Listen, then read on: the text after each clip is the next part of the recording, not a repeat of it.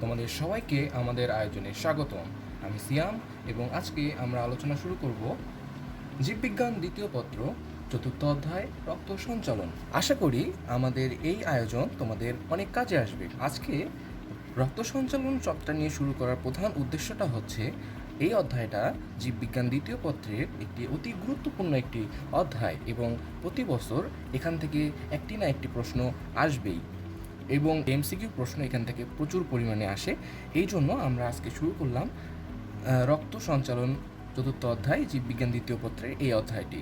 তো চলো শুরু করা যাক। যেহেতু আমরা রক্ত নিয়ে শুরু করছি সেহেতু আমাদেরকে জানতে হবে রক্ত জিনিসটা কি। তো রক্তের কথাটা মনে আসলেই সবার প্রথমে যে কথাটা আসে যে রক্ত একটি তরল যোজক টিস্যু। এখন তরল যোজক টিস্যু বলতে তরল যোজক টিস্যু কথাটি সবাই জানে, কিন্তু প্রধান প্রশ্নটা হচ্ছে যোজক টিস্যু জিনিসটা কি। আসলে একটা বিষয় সম্পর্কে যদি আমরা গভীরভাবে না জানি তাহলে অবশ্যই সেখানের অনেক কিছুই আমাদের অজানা থেকে যায়। তো চলো আলোচনা করা যায় কিছু যোজক টিস্যু নিয়ে। যোজক টিস্যু বলতে যেটাকে ইংলিশে আমরা বলি কানেকটিভ টিস্যু। কানেকটিভ টিস্যু হচ্ছে এমন এক ধরনের টিস্যু যে টিস্যুটা কিছু ধরনের কোষ, কিছু ফাইবার এবং কিছু গ্রাউন্ড সাবস্টেন্স নিয়ে তৈরি হয়। কানেকটিভ টিস্যুর প্রধান বৈশিষ্ট্যই হচ্ছে এটা, এবং কানেকটিভ টিস্যুর আরেকটি প্রধান বৈশিষ্ট্য হচ্ছে এটা আমাদের দেহের সাপোর্ট দেয়। কানেকটিভ টিস্যু যদি আমি আর বেশ কিছু উদাহরণ দিতে চাই, যেমন অস্থি, তরুণ অস্থি, রক্ত, টেন্ডন, লিগামেন্ট ইত্যাদি।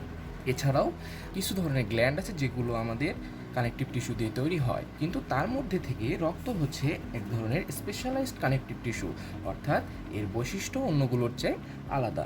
তো আমরা সব কিছু নিয়ে আলোচনা করার প্রথমে আমরা এগুলোর একটু ইংলিশ নামগুলো জেনে নেব, কারণ এগুলো আমাদের ভবিষ্যতে অনেক ধরনের কাজে আসবে।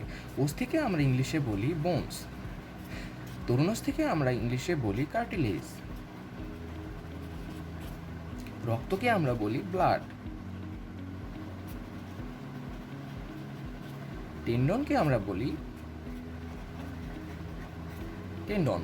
তো চলো এবার আমরা রক্ত সম্পর্কে কিছু আলোচনায় চলে যাই।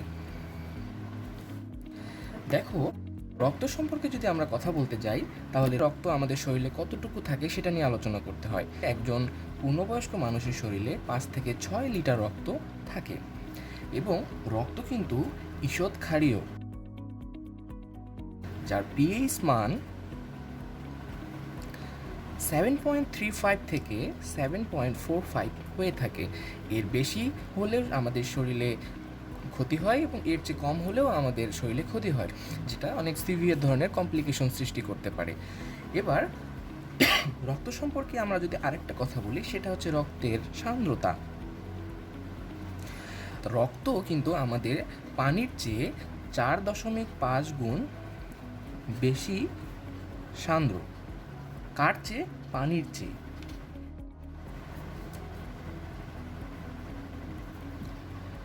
এটার মান হচ্ছে 1.065 এর কাছাকাছি।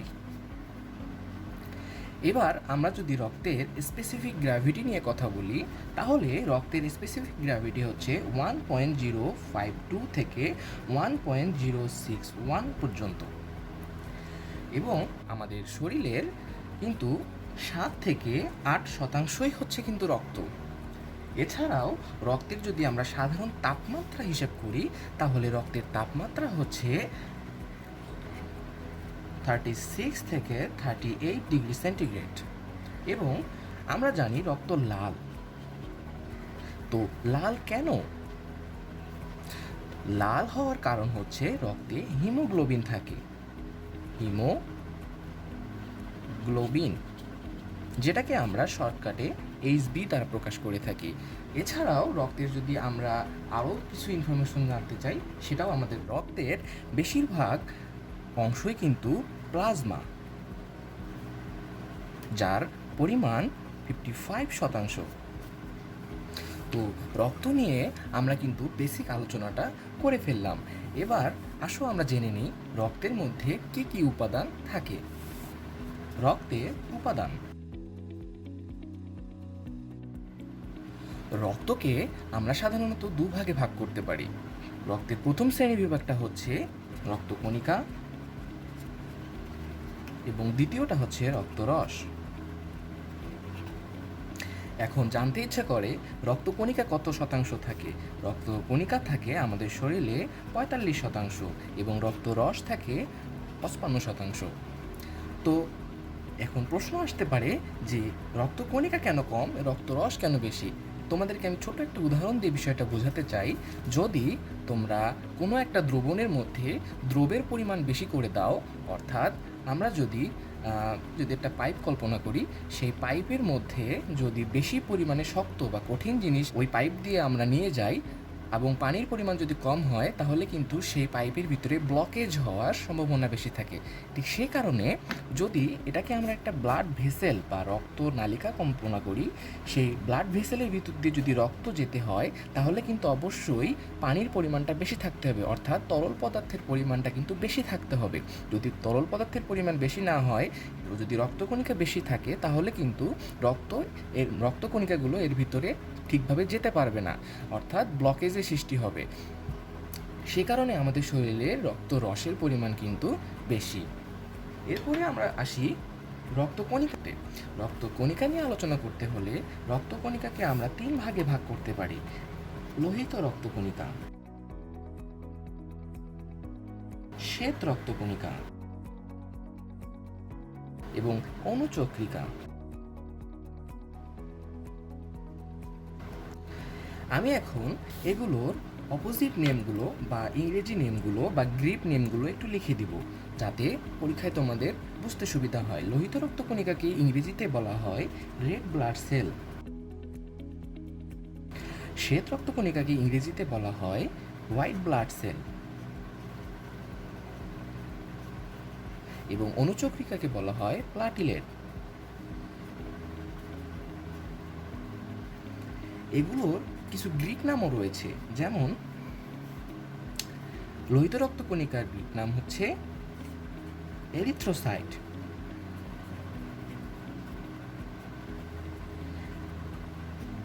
শ্বেত রক্তকণিকা বা হোয়াইট ব্লাড সেলের গ্রিক নাম হচ্ছে লিউকোসাইট এবং অনুচক্রিকার গ্রিক নাম হচ্ছে থ্রম্বোসাইট। এগুলো নিয়ে পরবর্তী ভিডিওতে আমরা অনেক বিশদভাবে আলোচনা করব। এবার আমরা চলে যাই রক্তরসে। রক্তরস আমাদের শরীরের একটি অনেক গুরুত্বপূর্ণ একটি উপাদান।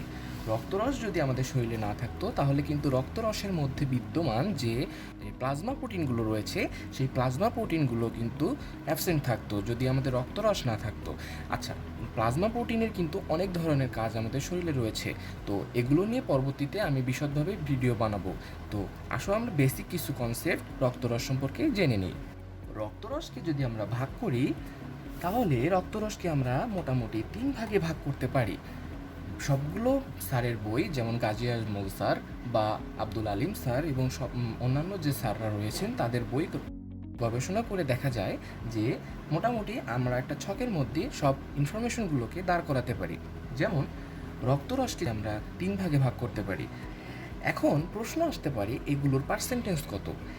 কঠিন পদার্থ সাধারণত থাকে 8 থেকে 10%, পানি থাকে 90 থেকে 92% এবং গ্যাস খুব সামান্য পরিমাণে থাকে। এবার প্রশ্ন আসতে পারে কঠিন পদার্থ কি কি। কঠিন পদার্থ সাধারণত 2 রকমের হয়। একটা হচ্ছে জৈব এবং অন্যটি হচ্ছে অজৈব। জৈব পদার্থগুলোর মধ্যে আরও আমরা ক্লাসিফাই করতে পারি। জৈব পদার্থগুলো যেমন রয়েছে, আমি ছোট ছোট করে কিছু লিখে দিব। সেটা হচ্ছে জৈব উপাদানের মধ্যে সবচেয়ে গুরুত্বপূর্ণ যে বিষয়টা, সেটা হচ্ছে প্লাজমা প্রোটিন। Plasma protein. দ্বিতীয় যে বিষয়টা, সেটা হচ্ছে নিউট্রিয়েন্টস। এবং তৃতীয় যে বিষয়টা সেটা হচ্ছে অপ্রোটিন অথবা নন প্রোটিন যেটাকে আমরা বলি। অর্থাৎ আমরা খাওয়া দাওয়া করার পরে আমাদের শরীরের মধ্যে যে জিনিসগুলো আমাদের বেশি দরকার সেই জিনিসগুলো গ্রহণের পরে অপাচ্য যে অংশগুলো থাকে যেমন ইউরিয়া, ইউরিক অ্যাসিড, ক্রিয়েটিনিন, সেগুলোকে নন প্রোটিন বলা হয়ে থাকে। এবার আমরা প্লাজমা প্রোটিন সম্পর্কে কিছু পড়ব। প্লাজমা প্রোটিন সম্পর্কে আলোচনা করতে হলে 4টা প্লাজমা প্রোটিন আছে। 4টা প্লাজমা প্রোটিনের নাম ভালো করে মনে রাখতে হবে। 1 নম্বর প্লাজমা প্রোটিন হচ্ছে অ্যালবুমিন। 2 নম্বর যে প্লাজমা প্রোটিনটা সেটার নাম হচ্ছে গ্লোবিউলিন। 3 নম্বর যে বিষয়টা সেটা হচ্ছে ফিব্রিনোজেন। 4 নম্বর যেটা সেটা হচ্ছে প্রথমবিন। এবার আমরা নিউট্রিয়েন্টস সম্পর্কে কিছু আলোচনা করব। নিউট্রিয়েন্টস সম্পর্কে আলোচনা, নিউট্রিয়েন্টস বলতে কি বোঝায়? যেগুলো আমাদের পরিপূরক, মানে আমাদের শরীরের পরিপূরক ধরনের কিছু জিনিস আছে। যেমন আমি উদাহরণ হিসেবে লিখতে পারি অ্যামিনো অ্যাসিড। 2 নম্বর লিখতে পারি ফ্যাটি অ্যাসিড।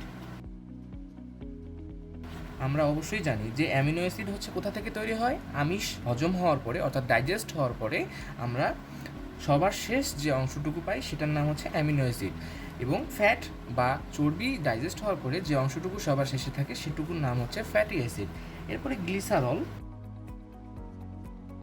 তারপরে ভিটামিন, এগুলো হচ্ছে কিছু গুরুত্বপূর্ণ নিউট্রিয়েন্টস বা পরিপূরক।